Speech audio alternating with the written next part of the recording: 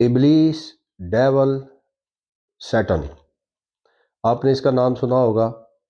قرآن میں سورہ کہف میں ہے کہ جی ابلیس آیت نمبر 50 ہے کہ ابلیس جنات میں سے تھا، اور اللہ تعالیٰ قرآن میں کہتا ہے ہم نے جنات کو بغیر دھویں کی آگ سے پیدا کیا۔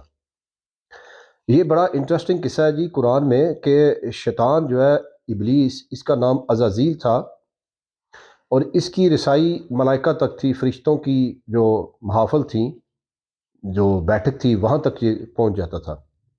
اللہ تعالیٰ نے آدم علیہ الصلوۃ والسلام کی تحلیق کی، اور تحلیق کرنے کے بعد اللہ تعالیٰ نے کہا جی کہ اس کو سجدہ کریں، تو ملائکہ نے بھی پہلے رزسٹ کیا۔ انہوں نے کہا تو ایسا کیوں تحلیق تو کر رہا ہے کہ جو زمین پہ فساد کرے اور خون ریزی کرے؟ آج ہم دیکھتے ہیں کہ ملائکہ کی بات تو سچ تھی کہ سب سے زیادہ بلڈ شیڈ جو ہے جب سے انسان پیدا ہوا ہے بلڈ شیڈ ہی کر رہا ہے، آج بھی، اس وقت بھی ہو رہا ہے، انڈیویجولی بھی اور بڑے پیمانے پہ بھی۔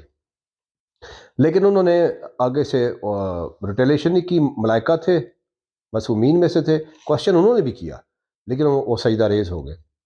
یہ ابلیس جو ہے، یہ شیطان جس کو ہم کہتے ہیں، اس نے سجدہ نہیں کیا۔ اس کے اندر ایک پرابلم تھی، یہ کہتا تھا کہ میں توحید پرست ہوں، میں اللہ تعالیٰ کے سوا کسی کو سجدہ نہیں کر سکتا۔ اس نے اپنے دماغ میں، کیونکہ یہ مخلوق تھی، اس نے اپنے دماغ میں اللہ تعالیٰ کو محدود کر دیا۔ یہ بیچارہ یہ سمجھنے سے قاصر تھا کہ مجھے اللہ تعالیٰ نے حکم دیا کسی کو سجدہ نہیں کرنا، وہی اللہ مجھے کہہ رہا ہے کہ میری ہی بنائی ہوئی تخلیق کو، جس کو میں نے اپنے ہاتھوں سے بنایا، اس کو سجدہ کرو۔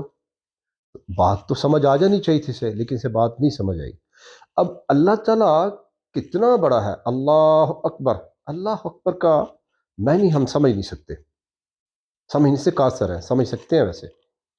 اللہ اتنا بڑا ہے کہ اللہ نے اپنی مخلوق کو موقع دیا اپنی صفائی پیش کرنے کا۔ ڈی سی صاحب پٹواری کو سسپینڈ کرتے ہیں، بات نہیں کرتے۔ ڈی پی او صاحب، ایس ایچ او صاحب کو سسپینڈ کرتے ہیں، بات ہی نہیں کرتے۔ آپ سوچیں کہ اللہ رب العالمین ابلیس کو کہہ رہا ہے کہ ابلیس، جس کو میں نے اپنے ہاتھوں سے بنایا، تمہیں اس کو سجدہ کرنے سے کس چیز نے منع کیا ہے؟ تو اس ایڈیٹ نے آگے سے کہا کہ میں اعلیٰ مٹیریل سے پیدا ہوں اور یہ ناقص مٹیریل سے پیدا ہوا ہے۔ اس کو یہ بات سمجھ نہیں آ رہی تھی کہ اللہ تعالیٰ کا حکم ہے، تو یہاں سے یہ بات سمجھ آئی کہ اللہ کا حکم ہی سب کچھ ہے،